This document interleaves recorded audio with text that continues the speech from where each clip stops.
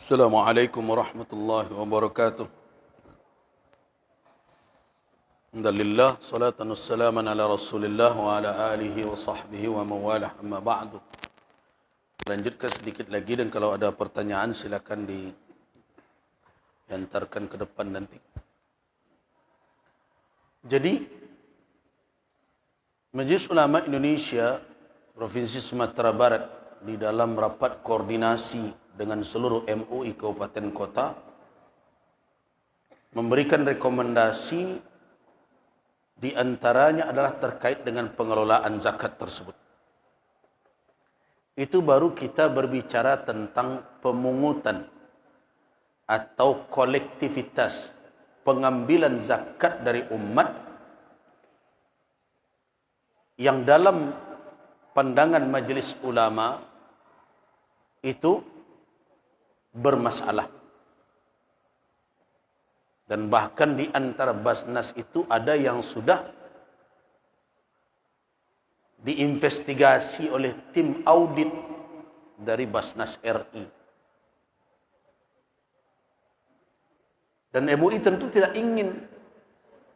akan diam saja melihat lembaga keumatan tersebut tidak mengelola harta umat ini sesuai dengan petunjuk syariat.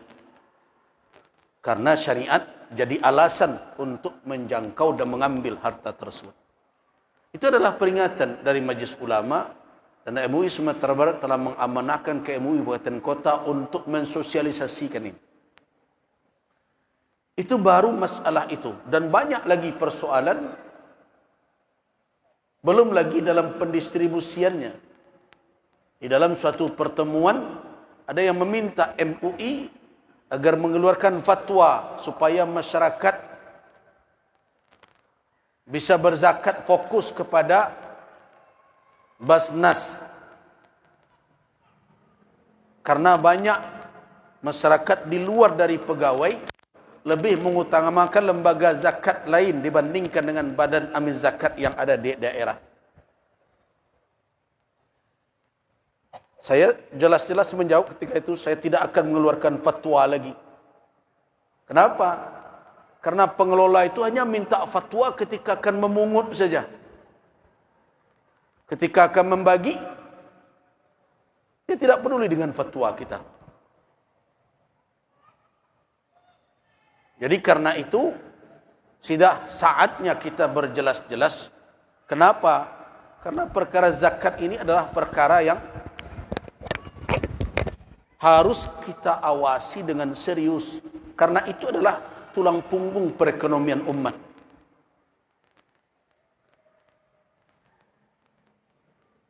Kemudian di antara keputusan itu adalah terkait dengan pemilihan kepala daerah. MUI telah bersepakat bahwa para ulama di Majelis Ulama tetap istiqamah dengan independensi organisasi. Jadi saya tidak boleh berada di dalam tim sukses siapapun. Ketua-ketua MUI juga begitu. MUI harus tegak lurus dengan istiqamah. Kenapa? Karena yang berkompetisi ini adalah sesama saudara kita Muslim. Nah, karena itu MUI tidak berada dalam tim orang-orang yang berkompetisi itu. Itu sikap. Nah, karena itu MUI harus menjalankan tugas yang independen tersebut. Nah, ini kita ingatkan, itu disepakati bersama. Nah, termasuk yang kita ingatkan adalah mimbar itu. Termasuk ini. Tidak boleh dipergunakan untuk kampanye.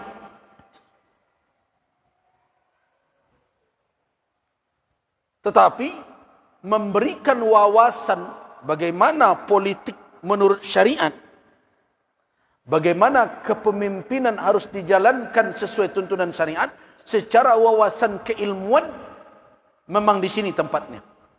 Mimbar dipakai untuk itu. Memberikan pencerahan kepada umat. Pemimpin harus siddiq, amanah, fatanah, wawasan. Tapi bukan untuk kampanye pilih saja fulan. Tidak boleh. Termasuk masjid ini. Walaupun masjid ini di bawah kewenangan pengelolaan dari pemerintah. Sebab ini hanya lit ta'arif. Surau siapapun mungkin dibuat nama ini nama itu, termasuk juga surau saya, surau Buya Gus Rizal di sana, itu lit ta'arif. Bukan pemilik kita. Al-masajid lillah, masjid adalah hak dan milik Allah Subhanahu wa taala. Karena itu tidak dijadikan mimbar-mimbar dan meja-meja majelis ilmu sebagai ajang untuk berkampanye, mengkampanyekan kepada umat pilih si fulan, jangan pilih si fulan. MUI tidak mengizinkan itu. Di Sumatera Barat kita sepakat tidak boleh. Kenapa? Mudaratnya akan besar. Kalau kau kampanye keluar. Tapi kalau membicarakan tentang Islam, bagaimana Islam dalam menata politik dan berbagai macam, bagaimana petunjuk syariat tentang kepemimpinan, ya, ini tempatnya. Berikan petunjuk umat. Tapi tidak boleh mengkampanyekan. Nah, karena ulama telah bersepakat di Sumatera Barat seperti itu, MUI seluruhnya telah hadir, maka kita himbau. Kita ingatkan da'i-da'i yang kadang-kadang karena non di luar dan di dalam tidak bisa dipakai, datangkan dari luar. MUI Sumatera Barat mengingatkan itu. Kepada da'i-da'i yang datang dari luar, jangan campuri urusan politik praktis di ranah Minang di Sumatera Barat ini. Mau berceramah, ceramah saja. Kenapa? Karena dia tidak merasakan bagaimana menyusun kembali kesatuan dakwah yang berserak-serak. Karena sudah terpecah. Yang satu kelompok ke sini, kelompok ke sana. Siapa yang akan menanggung itu semua? Para dai dan ulama yang ada di dalam ini. Nah, karena itu kita imbau. Dan biasanya kalau dia ulama, dia tahu adab antar ulama. Antar ulama, kalau dia memang beradab masuk dia di suatu daerah, dia akan tahu bahwa di situ ada alim yang harus dia hormati. Kalau dia telah membina umat, ada kesepakatan, ada berbagai macam komitmen yang telah dibuat, hargai. Kenapa? Karena ulama suatu tempat lebih mengerti dengan keadaan dan kondisi umat dan negeri di sana. Jadi MUI Sumatera menghimbau para da'i-da'i, dan kita mengimbau juga yang berkontestasi. Tidak usahlah bawa-bawa da'i untuk menaikkan kita, untuk menambah elektabilitas. Tidak ada gunanya. Itu hanya akan merusak nanti. Dan umat tidak akan mendapatkan gambaran yang jernih tentang pemimpinnya. Biarkan umat melihat. Silakan adu argumentasi, adu visi dan misi. Silakan biar umat mendengar.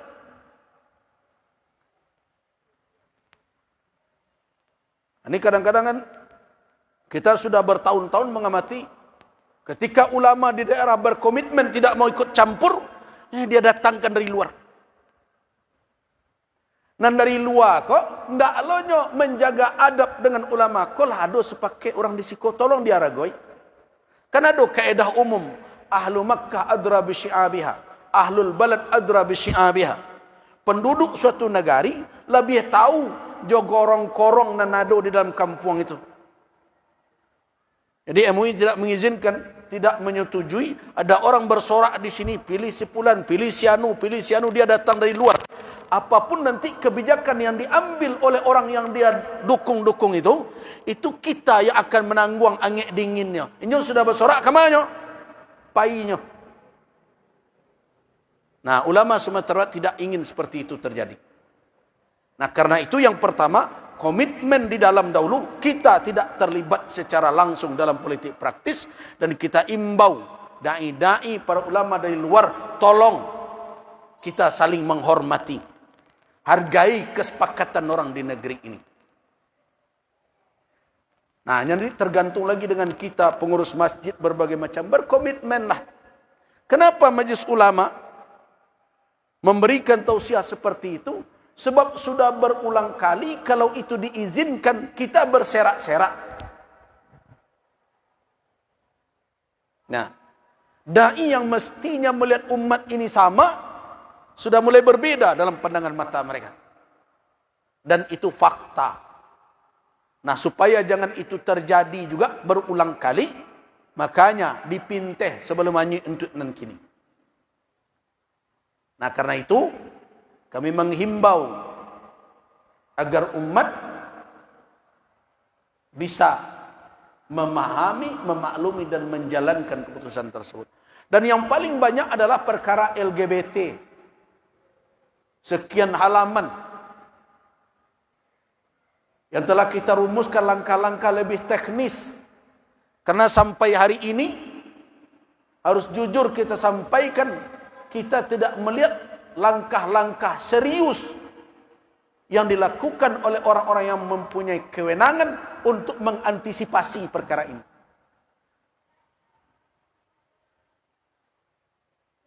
Ada 6 halaman. Kalau mau dibagikan, kami kalau mau membagikannya pengurus Masjid Agung, kami sangat berterima kasih.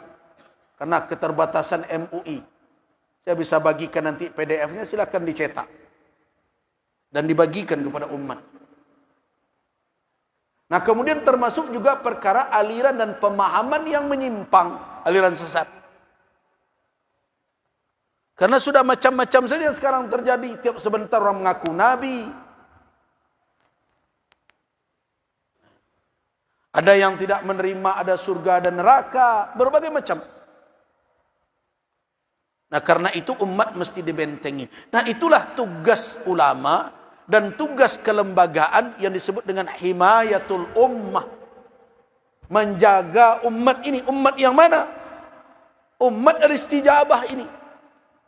Umat yang telah menjawab seruan Islam agar mereka jangan keluar atau jangan menyimpang dari petunjuk. Nah, kita belum lagi menjangkau umat dakwah. Ini tugas kita bukan tugas ringan. Karena itu saya menghimbau kita semua, mari kita saling bahu membahu, kita saling kuat menguatkan dalam menjaga agama ini. Apalagi ketika bicara tentang ABS, SBK dan berbagai macam. Nah, di antara yang direkomendasikan oleh MUI, kalau dapat orang-orang yang bicara ABS, SBK itu mengerti. Ninda, kalau sudah berebut jabatan ini, gala datuk, gala ini, gala itu, laki sadonya. Tapi betul tidak dia faham? Nah, sayang tidak ada mekanisme yang diberikan ruang. Ini kan salah.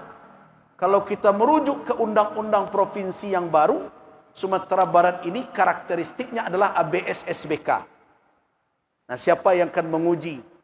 Ini para pemimpin yang menawarkan diri, pilihlah saya ini, mengerti tidak dia dengan ABS SBK itu? Nah, cuma tidak ada ruang bagi kita untuk menguji. Yang jelas semua mereka menyebut itu. Nah, karena itu MUI meminta kepada lembaga terkait beri kewenangan kepada lembaga keulamaan dan lembaga budaya adat istiadat untuk mencari tahu sejauh mana orang yang menyebut ABS SBK itu mengerti. Tunggulah nanti langkah strategis dia bagaimana mewujudkan itu, mengimplementasikan itu. Tapi sayang tidak ada ruang untuk itu bagi lembaga, tidak bagi MUI dan tidak juga bagi Elkam. Nah, ini yang kita sedihkan. Tapi semua orang mengaku dia punya program ABS SBK. Nah, inilah kira-kira dan ibu-ibu beberapa keputusan Majelis Ulama Sumatera Barat di dalam rapat koordinasi yang dilakukan pada tanggal 21 dan 22 bulan yang lalu di Hotel Mangkuto Syariah di Kota Payakumbuh. Dan itu adalah sebagai bahagian dari tanggung jawab kami kepada umat sejauh kemampuan yang ada. Mudah-mudahan dengan itu kita lolos dari pertanggungjawaban di hadapan Allah kelak. Walaupun kami sadar betul keputusan-keputusan itu tidak akan menyenangkan semua orang. Tapi tidak mungkin kita akan menyenangkan setiap orang. Kita sadar bahwa ridha semua orang adalah tujuan yang tidak akan pernah tercapai. Tidak mungkin orang senang semua. Karena itu kami berpijak sebagaimana yang dicontohkan oleh Nabi, ala qad ballagtu Allahumma fashhad. Bukankah ya Allah, kami telah menyampaikan apa yang menjadi tugas dan amanah, ya Allah saksikanlah tugas ini telah kami tunaikan. Kira-kira itu yang ingin saya sampaikan dalam kesempatan ini. Mudah-mudahan bisa dimaklumi oleh kaum muslimin dan muslimat, khususnya di Sumatera Barat, di ranah Minang. Mudah-mudahan ke depan dengan kita istiqamah dalam menjalankan petunjuk syariat, negeri kita diridai oleh Allah Subhanahu wa taala dan kita mendapatkan taufik dan inayah dari Allah dalam gerak kehidupan kita. Saya rasa demikian. Banyak maaf. Waffaqanallahu wa iyyakum lima yuhibbuhu wa yarda. Wabillahi taufiq wa hidayah. Wassalamualaikum warahmatullahi wabarakatuh.